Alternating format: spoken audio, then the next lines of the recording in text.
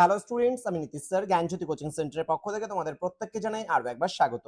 তো স্টুডেন্টস, আজকে আমি তোমাদের সঙ্গে আলোচনা করব এনইপি 4 ইয়ার আন্ডার গ্র্যাজুয়েট প্রোগ্রামের অধীনস্থ যে সমস্ত ছাত্রছাত্রীরা যারা নর্থ বেঙ্গল ইউনিভার্সিটি আন্ডারে বিভিন্ন কলেজগুলোতে পড়াশোনা করছো 6 সেমিস্টারে মেজর এডুকেশন নিয়ে পেপার নাম্বার 15 এর আজকে লাস্ট মিনিট সাজেশন 2026 নিয়ে আলোচনা করব।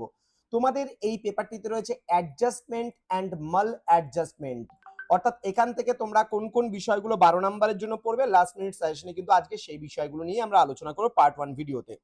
যারা এখনো পর্যন্ত আমাদের চ্যানেলটিকে সাবস্ক্রাইব করোনি তারা অবশ্যই চ্যানেলটিকে সাবস্ক্রাইব করে পাশে থাকা বেল আইকন অল প্রেস করে দাও, যাতে নেক্সট টাইম থেকে কোনো ভিডিও আপলোড করলে তার নোটিফিকেশন তুমি সবার আগে পেতে পারো। এছাড়া যারা ভাবছো যে অনলাইনে আমাদের ক্লাস জয়েন করবে তারা অবশ্যই যোগাযোগ করবে আমাদের ডেসক্রিপশন বক্স থেকে নাম্বার নিয়ে। চলো শুরু করছি আজকের ক্লাসটি। কোন কোন প্রশ্নগুলো পড়বে তোমরা সেই নিয়ে আজকে আলোচনা করব। দেখো, define the concept of adjustment and discuss the various factors affecting it. Next হচ্ছে what is homeostasis. Okay, homeostasis ব্যবস্থা কি, explain its role in process of human adjustment. Next, critically analyse the criteria of a well adjust person in a modern society. Next, define maladjustment.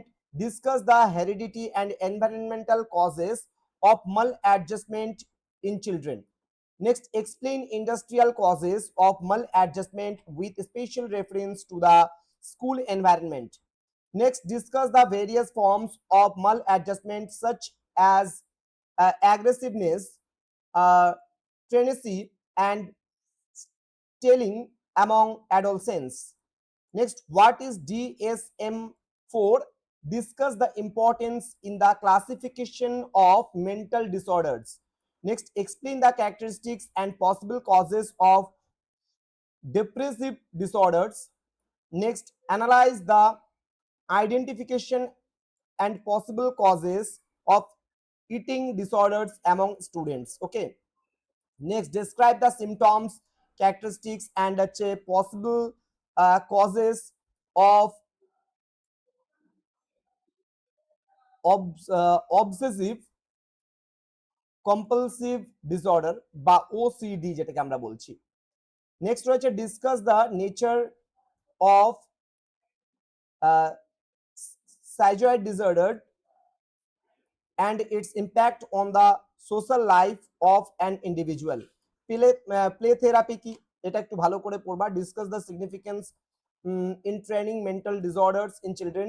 Explain the concept and application of group therapy in educational institutions. Next, occupational therapy, এটা অত ভালো মতো পড়ার প্রয়োজন নেই। ঠিক আছে, তো এই কয়েকটা প্রশ্ন একটু দেখে যেতে হবে তোমাদেরকে, কারণ প্রশ্ন খুব ঘুরিয়ে আসছে।